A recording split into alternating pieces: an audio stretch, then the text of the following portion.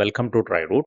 നമുക്കിന്നത്തെ ബി ടി സിയുടെ പ്രൈസ് മൂവ്മെന്റ് അനാലിസിസ് ഒന്ന് നോക്കാം. അതിനുവേണ്ടി എടുത്തിരിക്കുന്ന വൺ ഡേ ചാർട്ടാണ്. വൺ ഡേ ചാർട്ടിൽ മനസ്സിലാവുന്ന കാര്യം, ഇന്നലെ നല്ലൊരു സപ്പോർട്ടിൽ നിന്ന് മാർക്കറ്റ് വളരെ മുകളിലോട്ട് കയറിപ്പോയിട്ട് മിനിഞ്ഞാന്നത്തെ ക്യാൻഡലിന്റെ ഹൈ എടുത്തിട്ട് താഴോട്ടേക്ക് വീണ്ടും വന്നിട്ടുണ്ട്.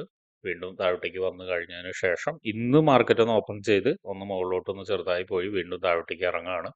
അതായത് ഇപ്പോൾ ഒരു കൺഫ്യൂഷൻ സ്റ്റേജിലാണ് മാർക്കറ്റ് ആക്ച്വലി നിൽക്കുന്നത്.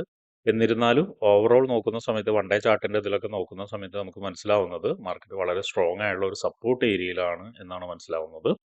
അപ്പോൾ നമ്മളിപ്പോൾ നോർമലി ഇപ്പോൾ വരയ്ക്കുന്നത് സപ്പോർട്ട് ആൻഡ് റെസിസ്റ്റൻസ് ആണ്. ഇപ്പോൾ വൺ ഡേ ചാർട്ടിന്റെ ഒരു സപ്പോർട്ട് ഇപ്പോൾ മാർക്ക് ചെയ്ത് ഇടുന്നുണ്ട്. ഇനി ഒരു നിയറസ്റ്റ് റെസിസ്റ്റൻസ് എന്ന് പറഞ്ഞാൽ ഇന്നലെ ക്രിയേറ്റ് ചെയ്തിരിക്കുന്ന ഹൈ കൂടി ചേർത്തിട്ടാണ് ഒരു നിയറസ്റ്റ് റെസിസ്റ്റൻസ് മാർക്ക് ചെയ്തിടുന്നത്. ഇത്രയാണ് വൺ ഡേ ചാർട്ടിലെ പ്രധാനപ്പെട്ട ഏരിയാസ് മാർക്ക് ചെയ്തിടുന്നത്. ഇനി നമുക്ക് കുറച്ചുകൂടി ചെറിയ ടൈം ഫ്രെയിമിലേക്ക് പോയിട്ട് കൃത്യമായി മറ്റെന്തെങ്കിലും ഏരിയകൾ കിട്ടുമോ എന്നുള്ളത് നോക്കാം. അതിനുവേണ്ടി 1 അവർ ചാർട്ടിലോട്ടാണ് പോകുന്നത്. 1 അവർ ചാർട്ടിലോട്ട് പോകുന്ന സമയത്ത് നമുക്ക് കുറച്ച് അധികം ഏരിയാസ് നമുക്ക് കാണാൻ കഴിയുന്നുണ്ട്. ഒന്ന്, ഇവിടെ ഒരു റെസിസ്റ്റൻസ് ഏരിയ ഉണ്ട്. ഈ റെസിസ്റ്റൻസിന്റെ പ്രത്യേകത എന്താണെന്ന് വെച്ചിട്ടുണ്ടെങ്കിൽ മാർക്കറ്റ് കൃത്യമായ ഒരു താഴോട്ടേക്ക് വീണ ഒരു ഏരിയയാണ്. ഇവിടെ നോക്കിയാൽ കാണാം മാർക്കറ്റ് ഇവിടെ നിന്നാണ് ഒരു സപ്ലൈ നടന്നത്. സപ്ലൈ നടക്കൽ മാത്രമല്ല, ഇവിടെ ഒരു ഇംബാലൻസ് കൂടി ക്രിയേറ്റ് ചെയ്തിട്ടുണ്ട്. അപ്പോൾ ഇതൊരു നല്ല സ്ട്രോങ് ആയിട്ടുള്ള റെസിസ്റ്റൻസ് ഏരിയ ആയിരിക്കും. പിന്നെ അടുത്തൊരു റെസിസ്റ്റൻസ് ഏരിയ എന്ന് പറയുന്നത് ഇവിടെയാണ്. ഇവിടെ ഒരു പുൾ ബാക്ക് തന്നതാണ്. പുൾ ബാക്ക് തന്നിട്ട് വീണ്ടും ഇവിടുന്ന് ഒരു സപ്ലൈ നടന്നിട്ടുണ്ട്. സപ്ലൈ നടക്കൽ മാത്രമല്ല, അവിടെ ഉണ്ടായിരുന്ന ഒരു ഇംബാലൻസ് ഫില്ല് ചെയ്തിട്ടാണ് മാർക്കറ്റ് ഇപ്പോൾ താഴോട്ടേക്ക് ഇറങ്ങിക്കൊണ്ടിരിക്കുന്നത്. പിന്നെ മറ്റൊരു ഏരിയ എന്ന് പറയുന്നത് ഈ ഒരു സപ്പോർട്ട് ഏരിയ ആണ്. ഈ ഒരു സപ്പോർട്ട് ഏരിയയുടെ പ്രത്യേകത നോക്കിയാൽ കാണാം, ഇവിടെ നിന്നാണ് ഡിമാൻഡ് ക്രിയേറ്റ് ചെയ്ത് പോയിരിക്കുന്നത്. അപ്പോൾ മാർക്കറ്റ് ഈ ഒരു ഏരിയന് നല്ലൊരു സ്ട്രോങ് ആയിട്ടുള്ള ഒരു സപ്പോർട്ടായിട്ട് ആക്ട് ചെയ്യാനുള്ള സാധ്യതയുണ്ട്.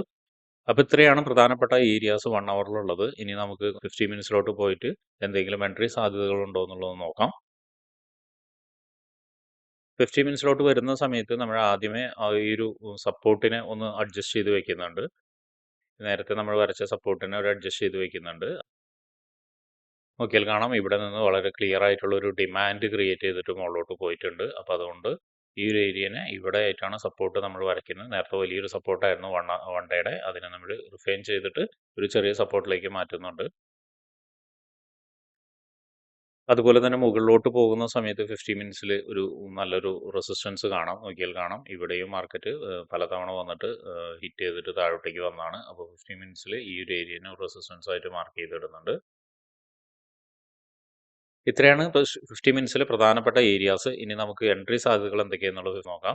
ഇവിടെ നോക്കുന്ന സമയത്ത് നമുക്ക് മനസ്സിലാവുന്നുണ്ട്, ഒരു ട്രെൻഡ് ലൈൻ ഇവിടെ ഉണ്ടായിരുന്നു. ആ ട്രെൻഡ് ലൈനെ ബ്രേക്ക് ഔട്ട് ചെയ്ത് മുകളിലോട്ട് പോയി നേരത്തെ പറഞ്ഞ 1 അവറിന്റെ ഒരു ഇംബാലൻസിൽ നിന്ന് മാർക്കറ്റ് താഴോട്ടേക്ക് ഇറങ്ങി. വീണ്ടും മാർക്കറ്റ് താഴോട്ടേക്ക് തന്നെയാണ് ഇറങ്ങി വരുന്നത്. അപ്പോൾ അങ്ങനെ താഴോട്ടേക്ക് ഇറങ്ങുകയാണെങ്കിൽ നമുക്ക് ഒരു എൻട്രി സാധ്യത എന്ന് പറയുന്നത് ഇപ്പോൾ നേരത്തെ വരച്ചിരിക്കുന്ന ഈ ഒരു ലൈൻ എന്ന് വെച്ച് കഴിഞ്ഞാൽ 94360 താഴേക്കാണ് ഒരു എൻട്രി സാധ്യത കാണുന്നത്, ഒരു സെൽ എൻട്രി സാധ്യത കാണുന്നത്.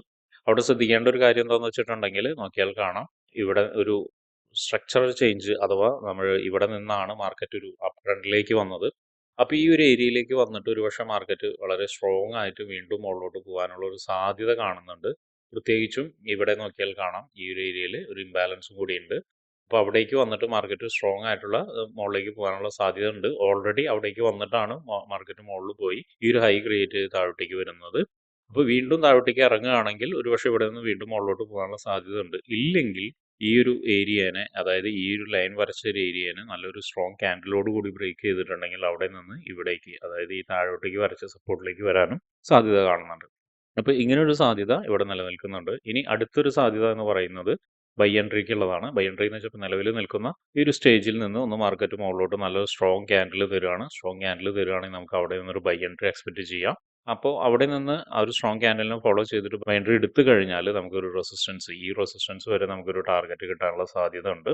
ആ ഒരു റെസിസ്റ്റൻസിനെ ബ്രേക്ക് ചെയ്ത് പോവുകയാണെങ്കിൽ മുകളിൽ നോക്കാം, ഒരു ഇംബാലൻസ് ക്രിയേറ്റ് ചെയ്തിട്ടുണ്ട്. പ്രത്യേകിച്ചും ഈ റെസിസ്റ്റൻസ് ഏരിയയിൽ ഒരു ഇംബാലൻസ് ക്രിയേറ്റ് ചെയ്തിട്ടുണ്ട്. അവിടേക്ക് എത്താനുള്ള ഒരു സാധ്യത വീണ്ടും കാണുന്നുണ്ട്.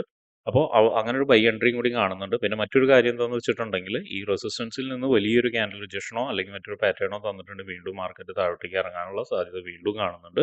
അതേ പാറ്റേൺ തന്നെ ഇവിടെയും തന്നിട്ടുണ്ടെങ്കിൽ, അല്ലെങ്കിൽ ഈ റെസിസ്റ്റൻസിലും തന്നിട്ടുണ്ടെങ്കിൽ വീണ്ടും മാർക്കറ്റ് താഴോട്ടേക്ക് ഇറങ്ങാനുള്ള സാധ്യത ഉണ്ട്.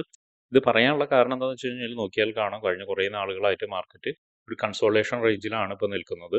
ഇപ്പോൾ ആകെ ഒരു ബ്രേക്ക് ഔട്ട് എന്ന് പറഞ്ഞത് ഇതായിരുന്നു. ബ്രേക്ക് ഔട്ട് ചെയ്തതിന് ശേഷം മാർക്കറ്റ് മുകളിലോട്ട് പോവുകയല്ല വന്നത്, വീണ്ടും താഴോട്ടേക്ക് ഇറങ്ങി നല്ലൊരു കൺസോളേഷൻ റേഞ്ചിൽ തന്നെയാണ് മാർക്കറ്റ് നിൽക്കുന്നത്. അപ്പോൾ നമുക്ക് കിട്ടുന്ന എൻട്രീസ് മിക്കവാറും കൺസോളേഷൻ്റെ ഉള്ളിൽ തന്നെയായിരിക്കും. ഒരു വലിയൊരു എൻട്രി കിട്ടണമെങ്കിൽ അല്ലെങ്കിൽ വലിയൊരു അപ് ട്രെൻഡ് കിട്ടണമെങ്കിൽ മുകളിൽ വരച്ചിരിക്കുന്ന ഈ റെസിസ്റ്റൻസ് ഏരിയ ബ്രേക്ക് ആവണം. അതുപോലെ തന്നെ ഈ സപ്പോർട്ട് ഏരിയയും ബ്രേക്ക് ആയാൽ മാത്രമേ നമുക്ക് വലിയ എൻട്രീസ് താഴോട്ടേക്കായാലും മുകളിലേക്കായാലും കിട്ടുള്ളൂ. ഇതിൻ്റെ ഉള്ളിൽ വരുന്നതെല്ലാം ചെറിയ ചെറിയ എൻട്രീസ് ആയിരിക്കും.